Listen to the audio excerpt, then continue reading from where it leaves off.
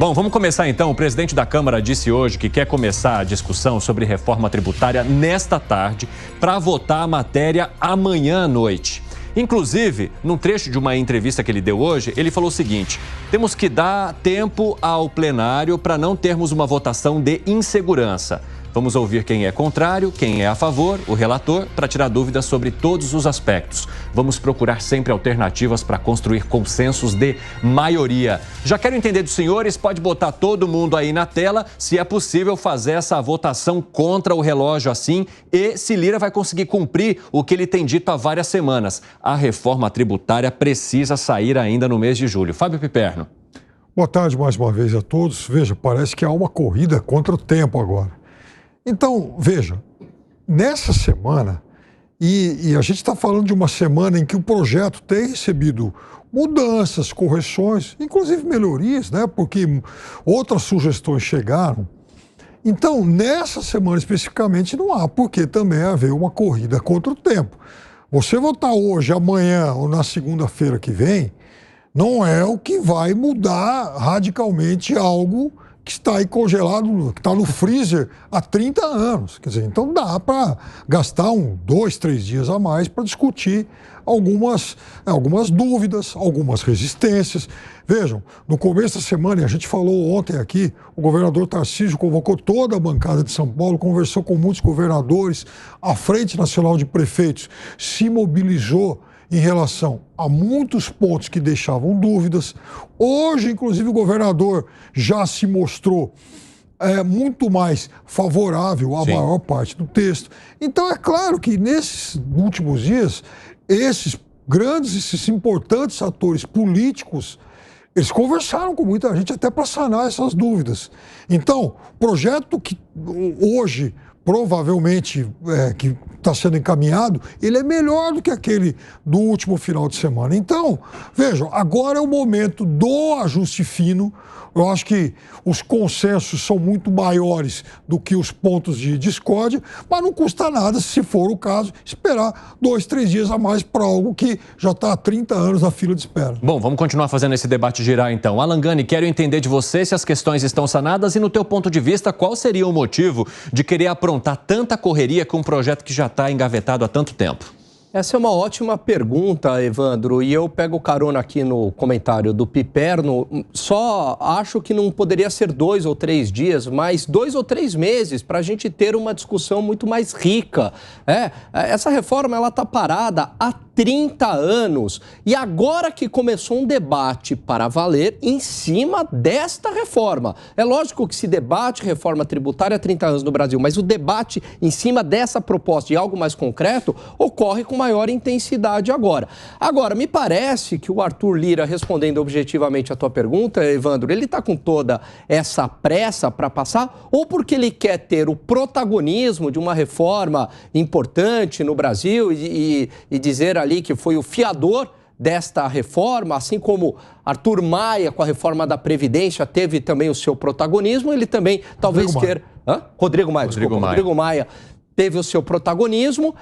E a questão das emendas, né? Querendo ou não, agora foi liberado bastante emendas. Talvez o Arthur Lira esteja mais propenso a votar projetos do governo. De qualquer modo, essa reforma tem pontos muito sensíveis, como a questão do Conselho de Distribuição de Recursos para os estados, qual que vai ser a regra, como é que vai ser essa distribuição, a tributação, aumento da tributação sobre serviços, vai ter aumento da carga tributária no Brasil ou não. Então, eu acredito que 2, 3 meses a mais discutindo mais a fundo essas questões seria muito bem-vindo. Bom, ontem nós mostramos aqui para você que nos acompanha que Jair Bolsonaro fez uma publicação nas redes sociais criticando essa proposta de reforma tributária, dizendo que ela significaria um soco no estômago dos mais pobres. Hoje, Lira se manifestou também em relação à politização dessa proposta. Ele diz que é um erro você ficar tentando politizar este debate. Você acredita que seja também? E como que você enxerga essa pressa de Lira e de alguns integrantes da Câmara em debater e já votar amanhã, Ricardo Almeida? Bom, eu enxergo essa pressa de Lira como uma politização da posição dele. Na realidade, Por quê? Sempre que alguém declara que um debate político não deve ser politizado, a declaração não tem sentido. Esse debate, ele é político, ele não é exclusivamente técnico. Eu acho que a posição do Bolsonaro é uma posição que dá para se discutir. Em termos intrínsecos, ou seja, o conteúdo da proposta, o ponto mais sensível, sem dúvida nenhuma, é a repartição dos recursos. A gente sabe que, em particular, o Estado de São Paulo tem sido subrepresentado, tanto no âmbito político quanto no âmbito econômico, em termos de arrecadação, há muito tempo, né? E a gente esperava que a revisão do Pacto Federativo pudesse já ser encaminhada a partir da reforma tributária. Ou seja, que a reforma tributária, de alguma maneira, contemplasse a situação de subrepresentação de São Paulo, e não é isso que acontece.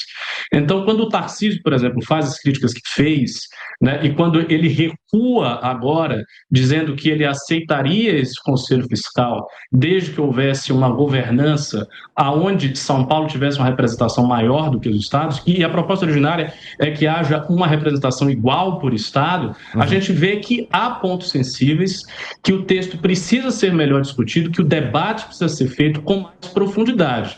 Eu vejo um interesse, sim, do Arthur Lira de assumir um protagonismo nessa pauta, talvez por isso ele esteja com tanta pressa, e ao mesmo tempo que ele faz isso, ele dá um recado para o governo, ou seja, a principal pauta do governo está na minha mão, a articulação do governo está ruim, a articulação quem está fazendo sou eu. Então, ele está, obviamente, politizando a posição dele. Existe um jogo de poder aí. E quando o Bolsonaro dá essa declaração, ele dá uma declaração num contexto interessante, porque o Bolsonaro vem dizendo reiteradamente que ele não quer ser líder de oposição, né, que ele está fora do jogo, foi recentemente declarado inelegível, e aí ele faz essa crítica. Ou seja, ele não está exatamente fora do jogo. Ele está ali numa situação, numa espécie de limbo e se colocando nesse momento, sim, como o crítico principal da reforma. Bom, agora a gente tem também, né, Tarcísio de Freitas, que foi uma figura bastante mencionada durante toda essa discussão e que, inclusive, Fábio Piperno já jogou na nossa roda, porque ele fazia uma crítica muito grande àquela Câmara que iria regular essa Conselho distribuição. Federativo. Exatamente, o Conselho Federativo. E hoje, ao lado de Haddad, ele já mudou um pouco o discurso. Ele já se colocou ali como alguém que não vá batalhar para que isso não aconteça. Ele poderia até apoiar e depois entender se a governança desse Conselho Federativo funcionaria da forma que ficasse positiva para os governadores. Ele diz que não vai ter ou não vai simbolizar um cavalo de batalha. Por que vocês acham que, ao lado de Haddad hoje, esse governador, que é de um dos principais estados do país, em termos de arrecadação, se coloca nesta posição, Fábio Piperno? Eu acho que alguma coisa o convenceu de que São Paulo não será um estado perdedor nessa reforma. Eu confesso para você que eu ainda tenho dificuldade em entender como é que ele mudou de posição tão rapidamente.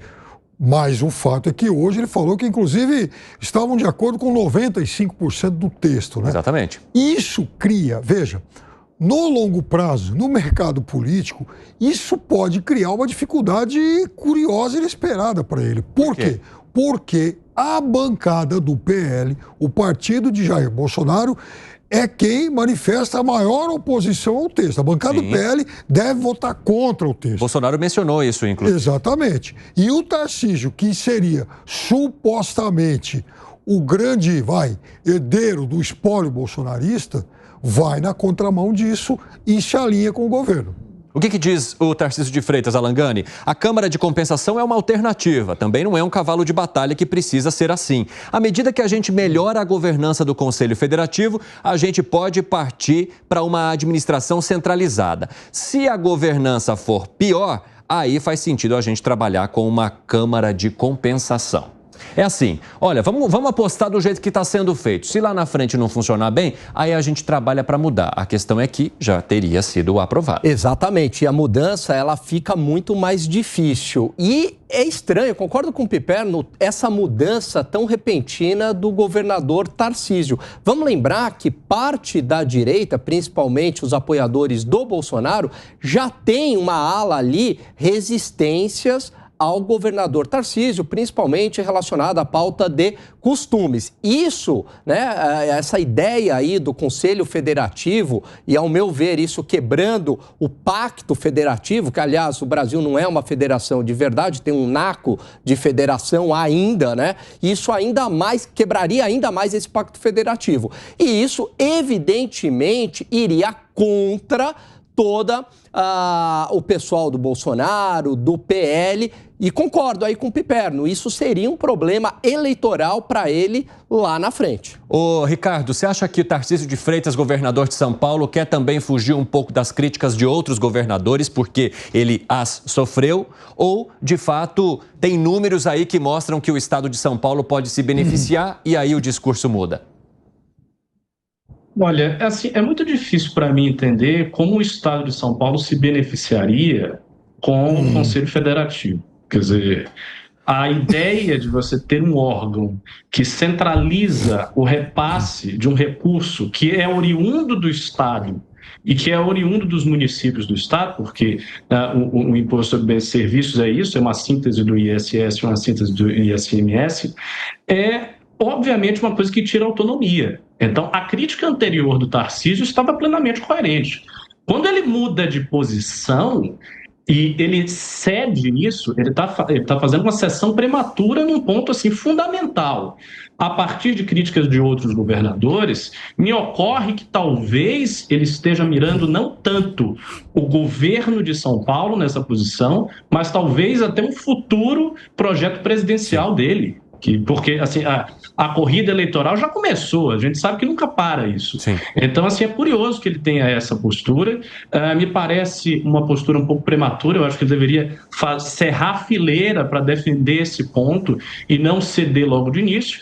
E eu realmente não consigo perceber aonde São Paulo seria beneficiado por isso. Agora, eu trago uma informação que pode ter guiado essa mudança de postura de Tarcísio de Freitas. O relator da proposta, o deputado Aguinaldo Ribeiro, diz que o relatório terá as mudanças pedidas pelos governadores. Seriam 3 mudanças, segundo a Aguinaldo Ribeiro. Conselho Federativo e Fundo de Desenvolvimento Regional terão diretrizes um pouco mais claras e também vai haver um novo cálculo de transição para o IBS, que vai unificar o ICMS e o ISS, como acabou de mencionar aqui o Ricardo Almeida. Será que essas pressões que os governadores fizeram para o relator da proposta trouxeram mudança e, consequentemente, alteração também no discurso de um dos principais governadores, Piperno? É claro que essas mudanças, elas são exatamente reflexo da influência que os governadores exerceram e das críticas que eles fizeram. Isso justificaria essa mudança de discurso de Tarcísio de Freitas agora? Provavelmente essas mudanças contemplam reivindicações dele, inclusive. Agora eu quero entender um pouco melhor o que é deixar mais claro um conselho federativo e também esse fundo aí regional, né? Porque essa é a proposta do relator. Eu quero entender o que seria, então, tornar mais claro ou melhorar as diretrizes disso. Eu acho que ninguém conseguiu entender exatamente o que é se tornar mais claro, porque a figura desse conselho foi a mais combatida desde o início, desde que esse texto começou a ser de fato, enfim, discutido. Ontem o Alan até citou o economista Felipe Salto, que eu gosto muito, e aliás ontem ele fez mais um monte de críticas, chamou esse conselho de um monstrengo e tal, né, explicando por quê.